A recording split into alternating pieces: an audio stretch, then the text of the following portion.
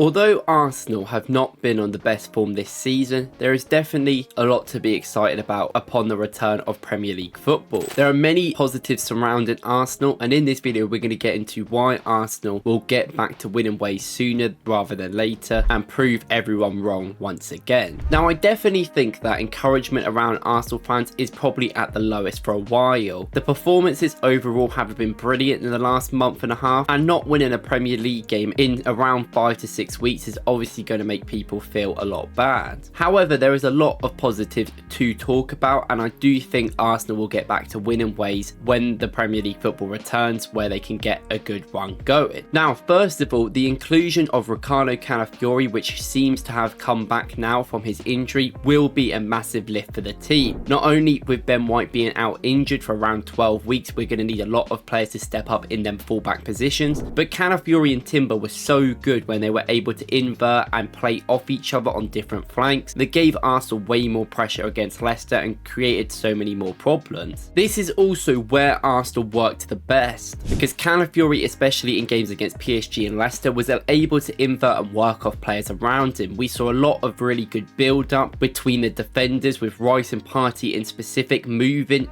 backwards and actually allowing people like Saliba or Calafiori to occupy that central space, which allowed fluid rotations for Arsenal to get the ball out. And this also happened in attacking centres as well, because when Calafiori is so comfortable on the ball, he could pick the ball out from deep, and you would see people like Rice start making forward movement into that left half space, which was allowing Trossard to come deeper and gain space. We saw this a lot where we were able to build out from Trossard going into them spaced areas, but now with other players back, we should definitely be able to do that a lot more. Now, the inclusion, of course, of Merino finally being properly fit is also going to be a major inclusion. There's been a lot of talks about his pressing and how against Chelsea he was dropped because the pressing needed to be a lot better without him, and it ended up being quite good in that game. But he came on and was amazing when he did. He was finally given that little space, a little half spaces to actually run into and protect, and it was one of the games where he finally actually backed up Martinelli. Now, sometimes I do think Arsenal have an issue of where he will just instantly run into the box instead of going out to help Martinelli, but he can finally do that and actually make overlapping runs and get Martinelli on the inside within the box, which will make Arsenal a lot better. However, no doubt about it, the one player that is going to help Arsenal progress is Martin Odegaard. He is going to add considerable balance into the team, which we saw against Chelsea, that made the team a lot better, and the team is going to be able to attack from both sides with a lot more fluidity. And this was the thought of when Merino was signed, to give us that balance where we can actually have someone that occupies that half space that can actually help Martinelli. Now, last season, as you can see, we went down the right a lot more than the other chances, but 28%, 29% on the other side isn't as bad as it was this season. If you compare that to this season so far, obviously Odegaard being injured is also a big part of this. It does seem like Arsenal's main system is giving the ball long to Havertz on that right hand side, so we could give Saka the ball as much as possible, which is fine in some games, but when you need that extra little thing, we can't just keep relying on Saka. And something else that Odegaard will definitely bring is valid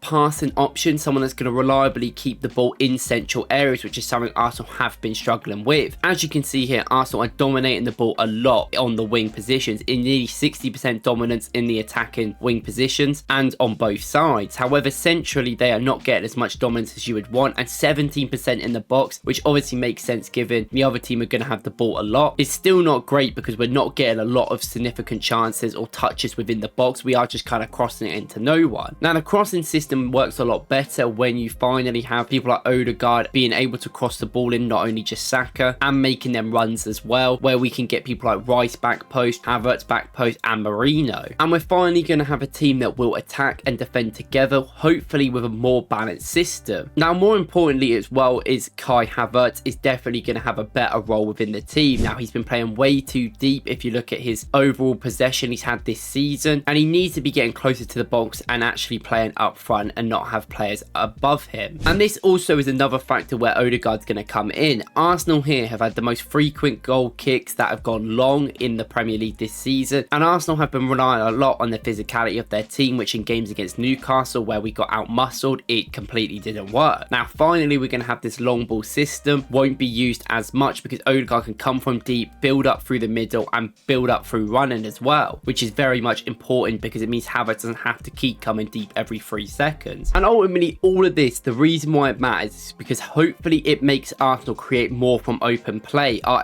XG in open play other than that Leicester game, which we had Timber play, we had Calafiori play, which came so many options of overlapping, in-lapping runs, and Arsenal was so aggressive in that game that almost Gabriel was on the edge of the box. If we can do that more often against teams, especially against Nottingham Forest at home, who are having a great season, is how Arsenal are the most effective, being very good at creating chances and being a lot more reliable, because this open play XG is just not good enough across the whole season so far, and we need to get a lot more reliable at doing this. And this all comes where Arsenal are finally able to produce their best midfield on paper, being Merino, Odegaard and Rice, which is something we've been trying to do all year. Now, Merino won't play exactly like Granit Xhaka will. He actually prefers coming into the box rather than overlapping, which we saw Xhaka actually do a lot in that role. And I do think maybe Merino needs to adopt that a little bit, but it doesn't really matter as long as we're getting the ball in good triangles on either side, and keeping Calafiori and Timber in fit in good ways is the most important thing, because them two and the two wing positions are the most vital to our team, where we can create around that and give Havertz chances in the middle. As long as there's enough productivity and most importantly consistency from both sides, Havertz will get the chances within the box, and it will mean that tough decisions in the midfield are going to be made, such as Partey probably not playing as much, or even Rice maybe dropping out sometimes, but it's all for the better of the team, and it will make sense in the long run when we can press teams down, especially with Odegaard being back, which is a major factor. And overall, I do think these things will improve. I think we've been giving considerable rest this international duty. Finally, we haven't really had that many injuries. Trossard got a knock and that was about it, but I think he won't be starting. And every single other Arsenal player didn't play either game or all of the 90 minutes in both of them, and a lot of them had good rests. So Arsenal will finally be going into a situation where not only people like Calafiori and Odegaard are back, which will make our team a lot better, but even good squad players like Tomiyasu apparently are back from injury, which will allow us to have and succeed without that Ben White being there. And I do think this is a majorly important time for the club. Not only a lot of squad players basically playing for their future here. You think about Trossard, you think about Tomiyasu, you think about even Zinchenko, who's given some minutes, because it is reported that we are looking in the transfer market for January, not only just the summer, but there's also a new era going to start with a new sporting director, and I do think Arsenal need to really kick on. If we are too far off the title at Christmas, I do think there will be real bad repercussions for a lot of the people in the squad. But I do think Arsenal will be back this weekend and will be much better than we have been before, because I saw a lot in that Chelsea game that gave me a lot of confidence. Now, overall, I understand it's quite a stressful time and it hasn't been brilliant, but this is when Arsenal need to really kick on. We've got an easier line of schedule. Of course, there's still hard games in there, such as Forest and United, but we have to win these games in order to have any chance this season, and more importantly, get just some momentum and some sort of hope before the end of the year. Now, let me know in the comments what you guys think, and let me know who you think is the most impactful player in the next month. If not, I'll see you in the next one.